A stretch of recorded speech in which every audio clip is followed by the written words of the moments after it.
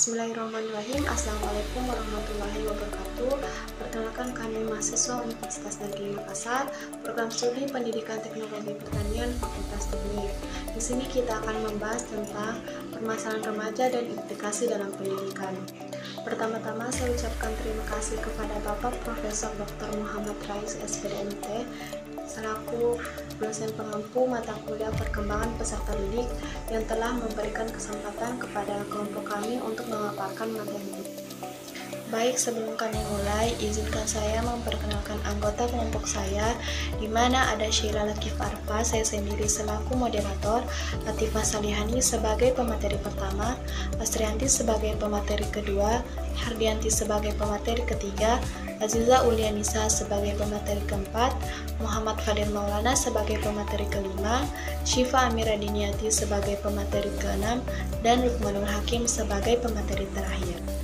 Perkembangan kepribadian seorang termasuk remaja merupakan hasil hubungan dengan pengaruh timbal balik secara terus-menerus antara pribadi dengan lingkungannya. Kegagalan remaja dalam melakukan tugas perkembangan termasuk dalam menjalin hubungan dengan lingkungan sosialnya, sering menimbulkan konflik-konflik internal maupun konflik yang terjadi antara individu dan kelompok yang mengarah pada munculnya perilaku menyimpang atau kenakalan remaja. Sehingga dapat dikatakan bahwa pada dasarnya perilaku menyimpang atau kenakalan yang sering terjadi atau muncul pada sekelompok remaja sebenarnya merupakan kompensasi dari segala kekurangan dan kegagalan yang dialaminya. Adapun permasalahan remaja yaitu dalam mencari jati dirinya. Tidak jarang remaja membuat masalah sosial seperti kenakalan remaja. Sampai saat ini permasalahan ini terus berkembang dan kian memprihatinkan. Saat ini sudah banyak kenakalan remaja di berbagai kalangan remaja-remaja masa kini. Hal ini karena mereka semua memang sama-sama masih dalam masa mencari identitas. Kesalahan-kesalahan yang menimbulkan kekesalan lingkungan inilah yang sering disebutkan sebagai kenakalan remaja. Apabila tidak disertai dengan upaya pemahaman diri dan pengarahan diri secara tepat, bukan tidak mungkin dapat menjerus pada berbagai tindakan kenakalan remaja dan kriminal.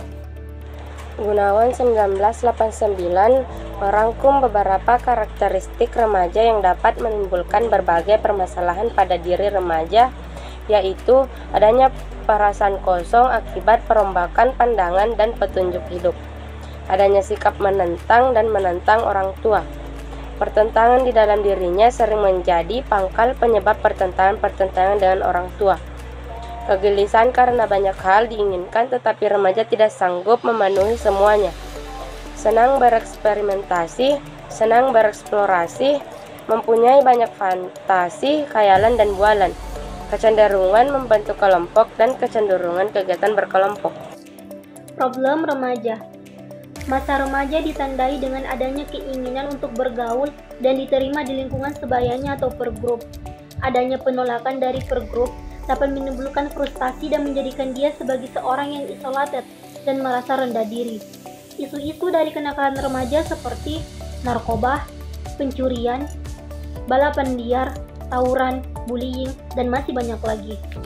Upaya untuk mengatasinya yaitu adanya perhatian khusus serta pemahaman yang baik dan penanganan yang tepat terhadap remaja merupakan faktor yang paling penting bagi keberhasilan remaja di kehidupan selanjutnya. Mengingat masa ini adalah masa yang paling penting bagi remaja.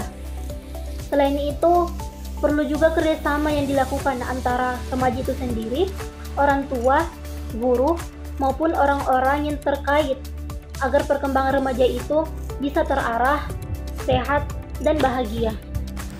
Faktor-faktor yang menjadi penyebab perilaku menyimpang. Yang pertama adalah faktor eksternal yang terdiri dari kurangnya perhatian dan kasih sayang, kurangnya pemahaman agama, tempat pendidikan dan lingkungan pergaulan. Lalu ada faktor internal. Yang pertama adalah krisis identitas.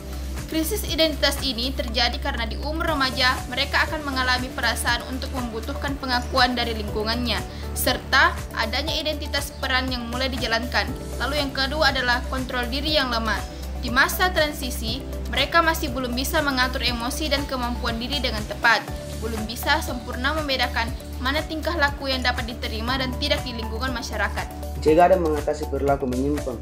Konseling keluarga harus ditanggapi dengan serius oleh semua konselor, karena ini akan memberikan kesempatan bagi orang tua untuk belajar bagaimana menangani dan mengelola anak-anak mereka. Bahkan dibutuhkan kesadaran dari kemauan dari orang tuanya sendiri.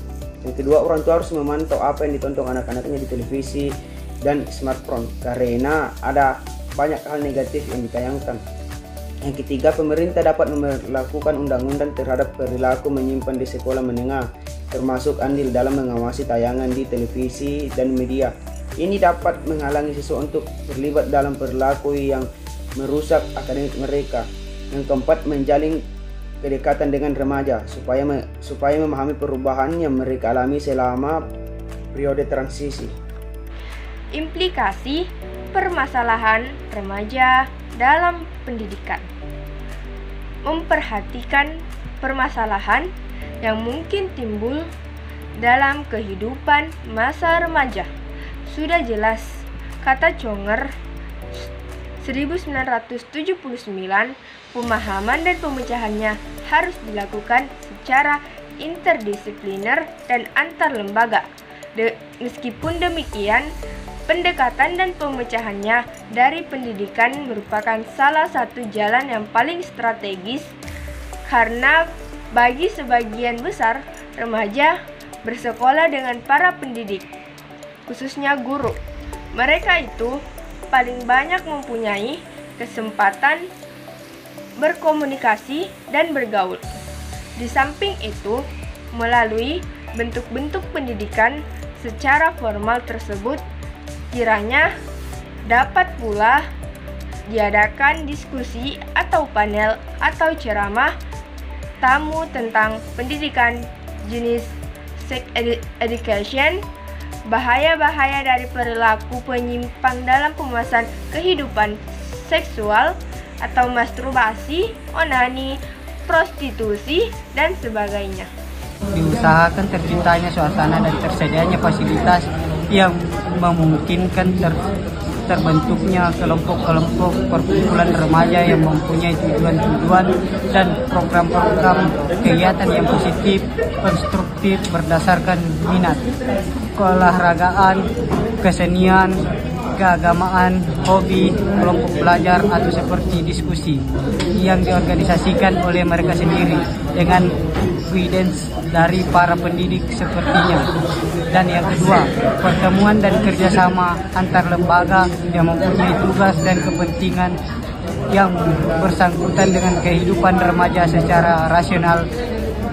Sekolah, lembaga keagamaan, lembaga kesehatan, lembaga keamanan, lembaga konstitusi, psikologis, jawatan sosial, jawatan penempatan tenaga kerja, lembaga kesehatan mental, dan sebagainya akan sangat bermanfaat dalam rangka membantu para remaja mengembangkan program-program pembinaan minat, karir, dan aktivitas lainnya. Baiklah, itulah tadi pemaparan materi dari kelompok kami. Adapun kesimpulannya yaitu karakteristik remaja yang dapat menimbulkan berbagai permasalahan pada diri remaja, yaitu kecanggungan dalam pergaulan dan kekakuan dalam melakukan, ketidakstabilan emosi, dan adanya sikap menentang dan menentang orang tua.